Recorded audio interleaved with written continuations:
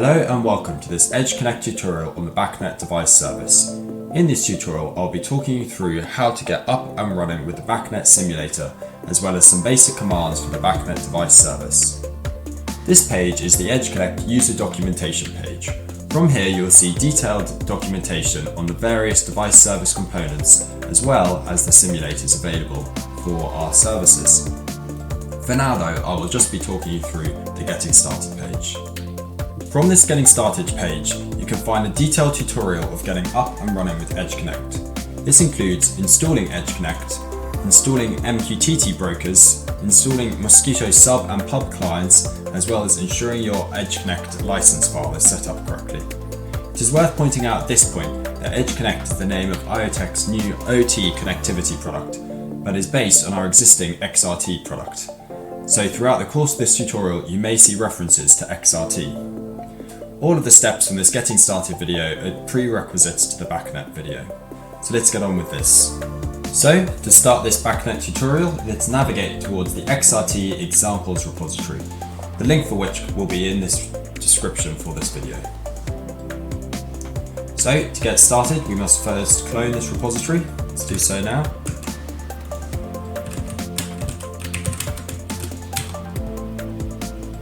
And seeing as we're working with version 2.2, let's cd into here and check out version branch 2.2.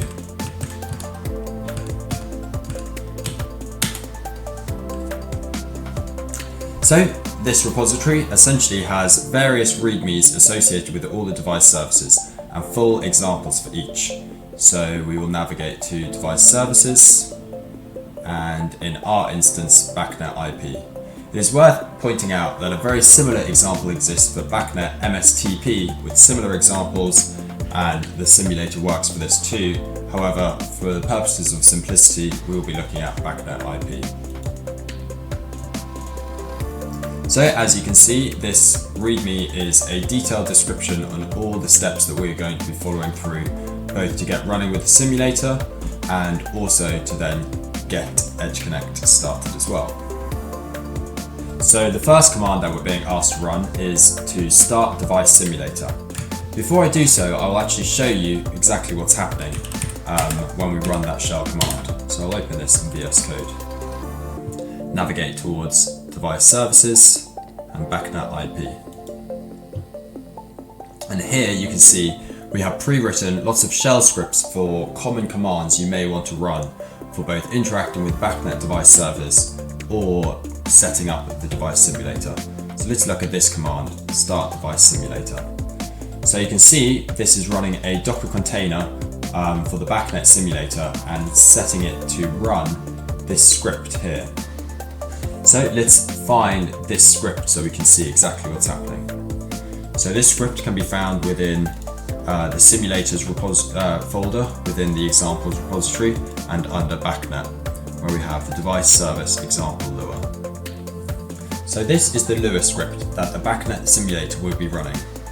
In this script, all we are doing is creating two instances of an analog input, two of an analog value, and two of an analog output. This is done in the run function. Next, in the update function, which is called every cycle of the simulator run, this is simply setting present value of both the analog input and the analog value to a random integer. Detailed documentation for exactly how to write this kind of Lua scripting is provided in a link in the video description. But for now, let's navigate back towards the tutorial that we're following and get started. So here, the first command it's asking us to run is start device simulator. So let's run that command now. I'll run it from within a terminal inside VS Code. So we have commands /start device sim. So if I now run docker container list, you can see that we've got one container running, which is the BACnet simulator with its name of BACnet IP sim. So back to the tutorial. Essentially what we now need to do to get EdgeConnect running is to set some environment variables that we used in the configuration for EdgeConnect. So let me show you what I mean. So within this BACnet IP folder, we have both the commands folder as well as this folder called deployment. So within this, there will be various config for the BACnet IP device service, for the bus, for the logger, for an MQTT bridge. So for example, within this MQTT bridge configuration file, there are these environment variables that will need to be set before you can start running EdgeConnect. So essentially, all of these configuration files have been pre-written for the purposes of this XRT-examples repository. However, you will need to do your own custom configuration, potentially using this as a jumping off point. So this is the config. We also have two other folders for profiles and for state. So within profiles, I'll talk more on this later on. And the final folder is this state folder. So within this, we have essentially where EdgeConnect keeps up to date the various devices it has associated with it, as well as schedules. So in this, we can see that we've already pre-added a BACnet IP device, which is linking to that profile that we just looked at there. Additionally, we have a schedule set up for the BACnet IP SIM device that is pulling on all resources. Again, documentation for these various files can be found within EdgeConnect's user documentation page, and the link for which is in that description. But let's just look again at that profiles directory. So within this profiles directory, you have one JSON file, which simply is a list of all profiles that are known by EdgeConnect. And let's look at one of those files. So this file is of course pre-written in this XRT-examples repository. So essentially this outlines all resources that are known to EdgeConnect for this specific profile. So in the case of BACnet, you have resources such as the model name and the vendor identifier, which corresponds to property types of the BACnet object type.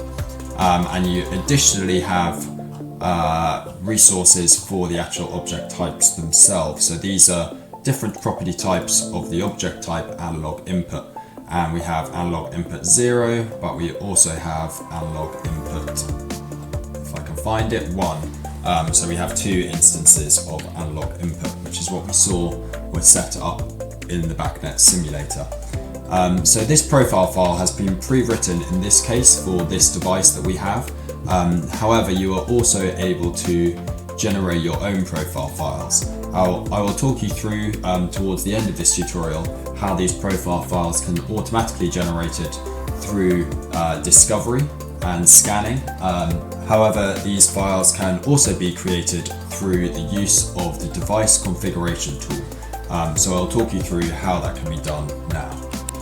This is the front page of the tool and allows you to create various device types. So let's go ahead and do one. So here you can select the protocol, which of course will be BACnet in this case, and BACnet device, for example. We'll save this. So this is us creating a device type. And from here we can also add device resources to said type. So we can click add device resources through here, select protocol type, next select device. This is pre-selected the only device that we have created. And here we can add our resources. So let's add an analog input. So here we can set properties such as the data type. So we can select float 32, let's set it to read write. And here we select the attributes as associated with BACnet. So the type of an analog input is 0, and let's set this to be the present value property. So the present value property within BACnet is property number 85. And let's set it to instance 0 and index 0. Save. So what we have just done is added a resource to the device that we have just created. So if we click finish, and now we can actually download this as a profile file. So all we need to do is add an actual profile, give it a profile name. So BACnet IP profile. Select a device, which is the device that we created. Select next, now select which resources we want associated in this profile. So we can add the analog input that we just created and save profile. So we can now download this profile in different formats. So we're going to select JSON in this case, and I'll just show you this file as an example. So you can see this is the format of profiles that EdgeConnect uses. So we have a list of device resources. Of course, we only created one as it was just an example. So here we have the name that we created, we have the value type, and we have these attributes which are used by the BACnet Device Service. So you can see how this corresponds with a pre-created one in this instance. So here we go. So instance 1, property 85, type 0, analog input, present value. So now that we have an understanding of the script that the simulator will be running, as well as the profile files used by EdgeConnect to set up devices correctly, we can run EdgeConnect pointing it towards that deployment, deployment config folder. So here we can see the license check's gone through okay, this all looks okay, and you can see already that we're having accesses to the BACnet simulator. And why this is happening is because we've got a schedule running here that is pulling from all resources, so that's why you can see this coming through. Let's have a proper look at this by opening up a Mosquito client. So I'll run tmix here. So if I run Mosquito sub and set it up on the topic XRT, then we should see data coming through, which is exactly what we are seeing here. So this data is coming through on the telemetry topic. So essentially that is the topic used for schedules within EdgeConnect. And if you have a look here, we've got property type 85. So within BACnet, property 85 is for present value. And you can see this is a float of 2.17 it was, but it's just changed. And the reason this is changing is because of that Lua script that was set up for the simulator that is essentially setting this to a random value at regular intervals. So that is why we can see that changing there. So now that we have EdgeConnect running properly and it is connected to the BACnet simulator, we can see data coming through. We can move on to the next stage of this tutorial, which is around basic operations of the device service. So from within this examples repository, let's navigate towards the basic operations walkthrough. Essentially, this walkthrough is common across multiple device services, as many of them support the same operations. So the first operation we're being asked to run in this walkthrough is remove device. And what we're doing here is essentially deleting the device that came pre-provisioned with this example. So we saw within the state directory that there was a device present there. This command allows us to then delete that device. So let's navigate to VS Code and look at what's happening in that command. So essentially, all of these commands are shell scripts to be run, and the majority of them are simply posting a MQTT message to a specific request topic for the BACnet device service. So the format of these messages depends, of course, on what operation you're trying to do. So in this example, the remove device shell script is very simple. It just has a device name and an operation for device delete. So let's run that now. Remove device. So if we go back to our MQTT client here, so we can see this is the request that we're sending, and this on the reply is the response from EdgeConnect. So status 0 indicates success. So we can also, as well as seeing this here, we can look in this state folder within this XRT repository. So previously we saw that there was a BACnet device here. However, running that remove device command, this has updated the state directory, so we can no longer see a device there. And if you remember, there was also a schedule within this schedules.json. However, because the associated device has been deleted, we also see that this schedule gets deleted as well. So that's what the remove device command does, and we can now see the next command to run is an add device. So very similarly, in that commands folder, we've got an add device command here. So similar, has an operation associated with it, in this case device add, and you need to give it some info about the device that you're looking to add, namely a device name and a profile name. And in the instance of BACnet, we've also got this device instance as well. So commands add device.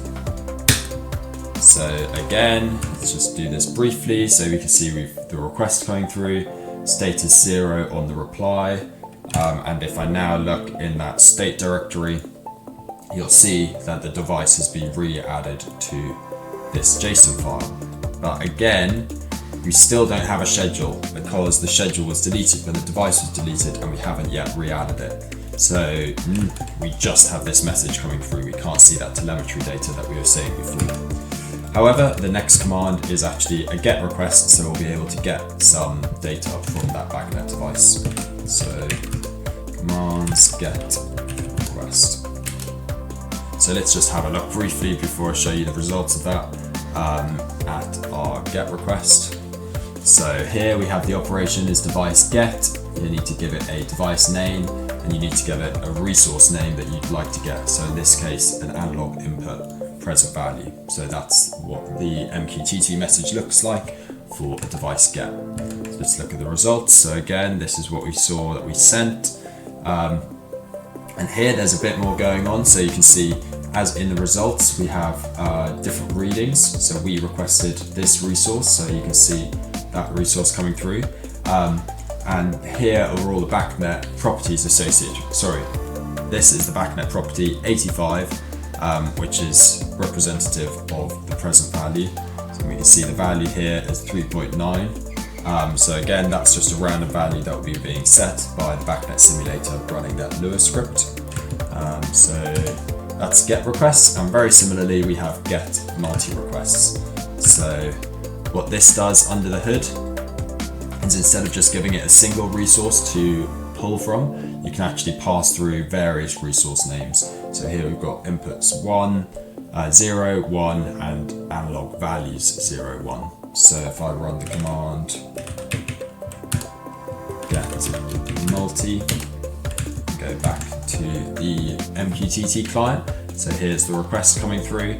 And here, rather than just having the one analog input present value response, we have all of the resources that we requested there. So let's look at the next stage of the tutorial. Here we have a put request. So this is very similar to the other requests. So again, going to that request topic, here the operation is put, and here rather than just giving the resource name that you'd like to get, we of course have to give it a resource name as well as a value that we'd like to write to that resource. So let's run commands put request. And again, looking at what's happening here, we've got that put request of 2.75 being written to the analog output of that resource, and again a status of 0 to indicate success. So I think there's just one more of these basic put and get commands, which is the multi-put request. So again, very similarly, we've got put multi-request. Rather than just a single resource and value, we can instead pass in a number of resource values to their names. So let's run that command, multi. And again, here we have our two resources to be written, and we've got a status of 0 to indicate success. So those are just basic get and put requests that you can make to a device service. So let's now look at schedules. So here we are being asked to run the command add schedule, and what this will do is, as we will see, add schedule.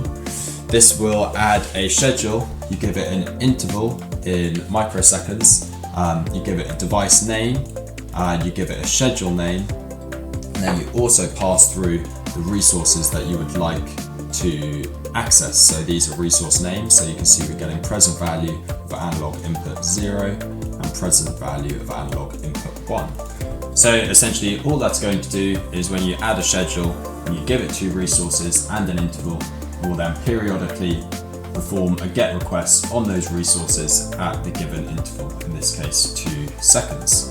So to run that command, add schedule.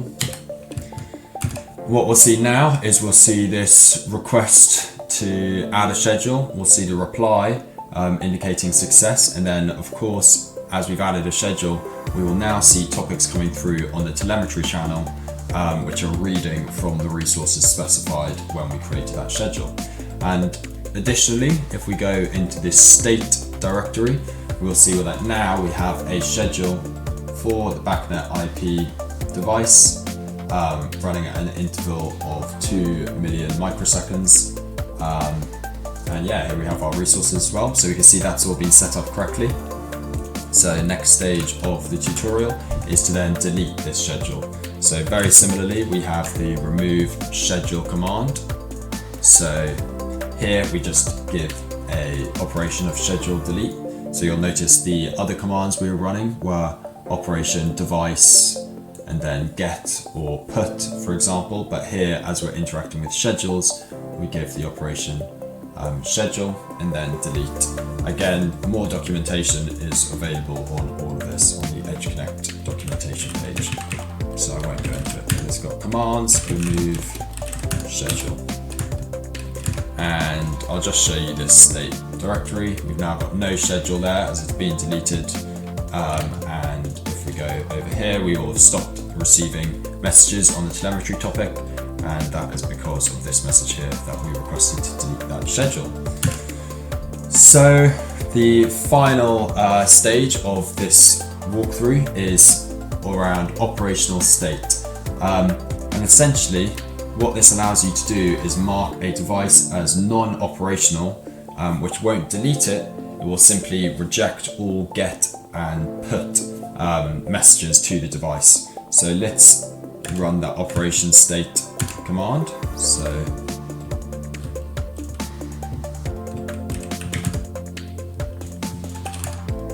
if I set it to false, so all we see happen here is just a status of 0 to indicate that has been successful.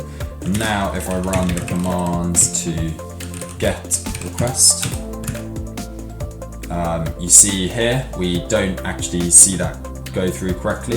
The status is 6, which is an error code for BACnet IP sim non-operational.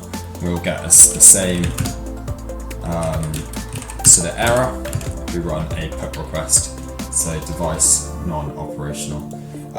However, if we look in this state directory, we still have this device here. So setting the operational state to false does not delete the device, it just makes the device service reject commands to that device. So let's now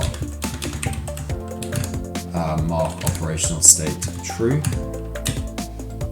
and again status 0 to indicate that the operational true has gone through, and then let's, just for sanity's sake, run that get request.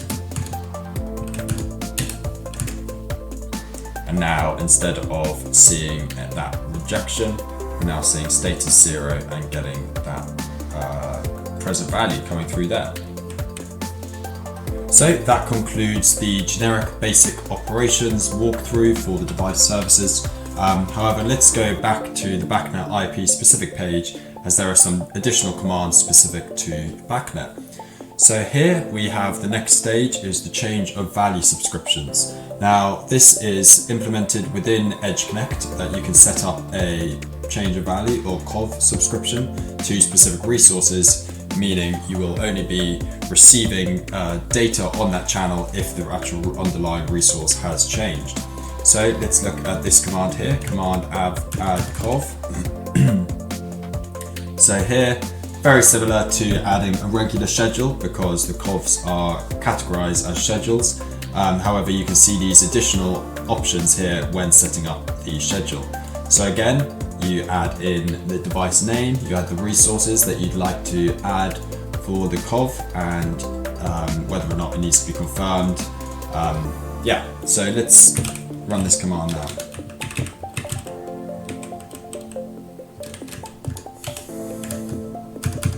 So as you can see, we have added in, so there's the request to add in the cov, and the status is 0. So we've now added in a cov for those resources. Similarly, the next command is to remove cov. So it's just the same as removing a regular schedule. We can simply call the remove cov command, which underlying is a message to the BACnet IP request topic with a delete schedule. So it's essentially a schedule under the hood. It's categorized as a schedule, so you remove it in the same way, making sure that your schedule name corresponds to the name that you set when adding the cov. So the next section of this walkthrough will not just be on basic commands for the device service, but in fact on profile generation and discovery. So we have another guide for that here. So essentially what this will allow you to do is, if you have a BACnet device up and running, Edge Connect can actually connect to that device, find it, and then subsequently generate a profile file specific to that device by scanning which available resources there are. So first of all, what we will do is we'll remove the device that we've added to ensure that we're starting with a fresh slate for when we actually discover the device. So let's run the command remove device. Oops, apologies. So what we have here is we've just deleted the device. So within that device's file, we can see there's no devices. What we will also do is delete this profile, just to make sure that we're fully starting with a clean slate. So we've run that command now, and you can see that already that profile has just been deleted. So let's go back to the discovery walkthrough. So the first command to run is to trigger discovery. In this is again a generic walkthrough. So you see references to OPC UA. That is because this is another device service that supports discovery. But of course we're referring to BACnet here. So let's trigger discovery now. And see what that command is doing. So this is again a different operation type for discovery, and the specific command is trigger. So this is going to the BACnet Device Service, which is how it knows which type of device it is looking for. So let's see what's happened in the background here. So this is the discovery request, and what you see here is two responses. You see first of all the response just on the reply topic, confirming that that has been successfully received and implemented. And here we have an actual discovered device. So this is the BACnet simulator. So we've only got one discovered device, but this could discover multiple devices. And you see various information associated with the BACnet simulator that we set up. So for example, the model name was set to IOTech BACnet simulator. So with that information, you can then go on to the next step, which is to add a discovered device. So if we look here, we've got this command which is requesting to add in a specific device. We're naming it BACnet IP Sim, and you're giving a device instance, which if you didn't have these commands pre-written for you, you could get the device instance from the discovery message. So that tells you which device instance you have running. So let's do commands add discovered device, and there we go, we've just added that device in. So what you'll notice if you go into the state directory now is that under devices you have a device here with the BACnet IP protocol and the device instance set up. However, you do not currently have a profile for the device. So what we need to do now is to actually scan the device. So you have a command pre-written here to scan the discovered device. So let's just see what that is doing. So again, another type of operation, device scan, and you give it a device name. So let's run that now. Scan discovered device. So this has already been completed, you can see. So essentially what this reply is telling us that the status is 0, so it's successfully scanned the device, and it also gives you a profile. And this is a randomly generated UUID for the profile that it's just generated. So you see already the state directory has been updated, the profiles directory. So let's have a look at this profile files here. So this is that standard type of JSON profile file that we saw earlier. However, this one has actually been generated from the device itself. So we can see it's got those same analog inputs. We've got analog inputs 1, 0, and 1 here, and we'll have analog outputs 0 and 1, and of course analog values 0 and 1, which are all things that we set up initially when running that simulator. So that is how you can scan discovered devices. Worth pointing out at this point is that once the scan has been performed, that profile that is generated will be linked to the device that the scan was performed on. This will be done automatically, so no manual adding of profile is required post-scan. So let's move on. So just to show that this device has been properly provisioned, so we just run a standard GET request. So in this instance, the GET request is of course exactly the same command that we ran earlier, only this time it is running not off those pre-written profile files that came with the examples repository, but instead off a generated profile. So again, you see that this is the GET request and this is the value that it pulls from it. So with the newly scanned device now added, this concludes this tutorial on the BACnet Device Service. So thank you very much for listening. I hope this has been helpful. And again, all links will be found in the video description, along with additional documentation that will walk you through in more detail than I've covered here, all of the different commands and profiles and much more. So thanks very much and take care.